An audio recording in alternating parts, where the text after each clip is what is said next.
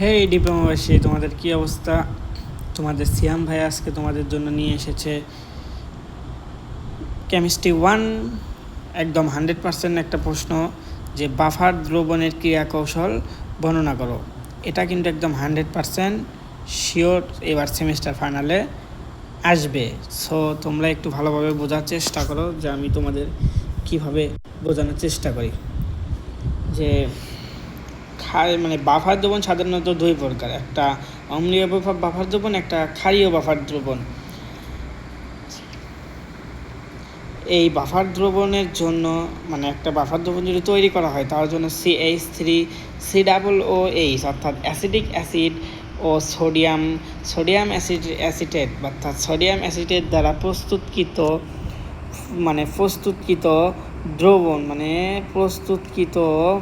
দ্রবণ মানে খুব সামান্য পরিমাণ বিয়োজিত হয়। যেমন যে অ্যাসিটিক অ্যাসিড এর সাথে অ্যাসিডিক বলতে হলে CH3COO CH+, একটা খুবই সামান্য পরিমাণ বিয়োজিত হয়েছে। আর CH3 সাথে একটা মানে এই মৌলের সাথে এইটুকুর সাথে সোডিয়াম যোগ করা হয়েছে। সো সেম বিক্রিয়া দেখতে পাচ্ছ তোমরা, এইটুকু ঠিক আছে, মাইনাস ঠিক আছে, প্লাস ঠিক মানে এই বিক্রিয়ার প্লাস এই বিক্রিয়ার প্লাস ঠিক আছে। তো দেখতে পাচ্ছ এখানে হাইড্রোজেন প্লাস, কারণ এখানে হাইড্রোজেন যোগ করা হয়েছিল, এখানে সোডিয়াম যোগ করা হয়েছে। সো এখানে সোডিয়াম রয়েছে। তো তোমরা বুঝতে পারছো আশা করি। তাহলে চলো আমরা নেক্সট পেজে দেখি, নেক্সট পেজে কি লেখা আছে। বহিরাগত হাইড্রোজেন আয়ন অপসারণ, মানে আমরা বহিরাগত যেভাবে যে হাইড্রোজেন আয়ন দিব সেটা অপসারণ করতে হবে। যখন সামান্য পরিমাণ অ্যাসিড অর্থাৎ হাইড্রোজেন আয়ন দ্রবণে যোগ করা হয় তখন সংযোগ যে করা হবে একটা হাইড্রোজেন আয়ন, সেই আয়নগুলো অবস্থিত CH3COO- আয়নের সাথে যুক্ত হয়ে অ্যাসিটিক অ্যাসিড আয়ন তৈরি করবে। সেটা তোমরা প্রথমে বুঝে এসেছো। তো দেখো কিভাবে বিক্রিয়াটি সংঘটিত হয়েছে। প্রথম বিক্রিয়ার দিকে তোমরা একটু ভালোভাবে লক্ষ্য হও। তো তোমরা কি ক্লাসে বোরিং হলে একটু জানাও, হ্যাঁ, কমেন্ট করে। CH3COO-, তো এটার সাথে যদি একটা হাইড্রোজেন আয়ন যোগ করা হয় তাহলে কি তৈরি হচ্ছে, তোমরা দেখতেই পাচ্ছ যে এটা একটা অ্যাসিটিক অ্যাসিড তৈরি হচ্ছে। এখানে যদি সোডিয়াম ক্লোরাইড মানে যুক্ত করা হয় হাইড্রোজেনের পরিবর্তে, তাহলে সেম বিক্রিয়া উৎপন্ন হবে প্লাস। তো এর 2 নম্বর ধাপে আমরা যাচ্ছি। বহিরাগত OH অর্থাৎ অ্যালকোহল অপসারণ করা। OH বাফার দ্রবণে যোগ করা হলে দ্রবণটি অ্যাসিডের সাথে বিক্রিয়া করে দুর্বল অ্যাসিড অর্থাৎ পানি উৎপন্ন করে। যদি একটা অ্যাসিডের সাথে যদি একটা কিছু যুক্ত করা হয় তাহলে দুর্বল অ্যাসিড, এটা হচ্ছে একটা দুর্বল অ্যাসিড উৎপন্ন হচ্ছে এবং একটা পানি উৎপন্ন হচ্ছে, তোমরা দেখতে পাচ্ছ।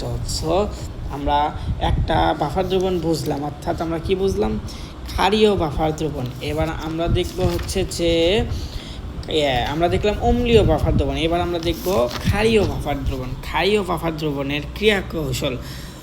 মনে করি বাফার দ্রবণ মৃদু অথবা ক্ষার, যেমন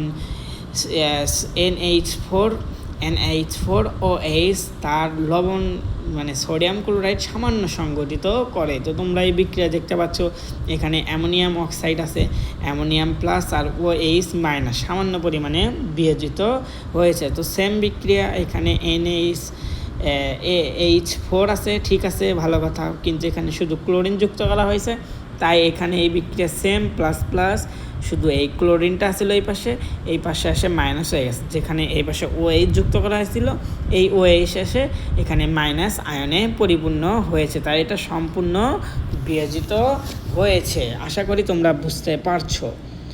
বহিরাগত OH আয়ন অপসারণ। দ্রবণে অ্যাসিড যোগ করলে তা অ্যামোনিয়াম অ্যাসিডের সাথে বিক্রিয়া করে লবণ এবং পানি উৎপন্ন করে। যদি বহিরাগতভাবে কোনো OH আয়ন এই বিক্রিয়াতে যোগ করা হয় তাহলে এই বিক্রিয়ায় এই বহিরাগত যে হাইড্রোজেন আয়ন আছে এটার সঙ্গে বিক্রিয়া করে তৈরি হচ্ছে কি, দেখতে পাচ্ছ তোমরা যে একটা NH4 আয়ন এবং পানি। এটা কয় অণু পানি তৈরি হবে, তোমরা যদি এই ক্ষেত্রে এখানে যদি মানে মান যে কয়টা কি আছে এটা যদি দেও এই মুহূর্তে আমার মনে পড়ছে না, সেটা করলে হবে। তো 1 নাম্বার হয়ে গেল, তোমরা দেখছো দুইটা ধাপে বিভক্ত হয়েছে। বহিরাগত হাইড্রোজেন আয়ন এখানে দিলে তীব্র সকল অ্যাসিড ক্ষার উৎপন্ন করে, এখানে একটা যোগ করলে NH4 এর সাথে একটা ক্ষার উৎপন্ন করে। সো তোমরা বুঝতে পারছো আশা করি। তো আমি আছি তোমাদের সাথে একজন ইলেকট্রনিক্স ইঞ্জিনিয়ার মোহাম্মদ সিয়াম ভাইয়া, তোমাদের প্রিয় ভাইয়া। সো আজকের মতো এখানে ক্লাস সমাপ্তি করছি।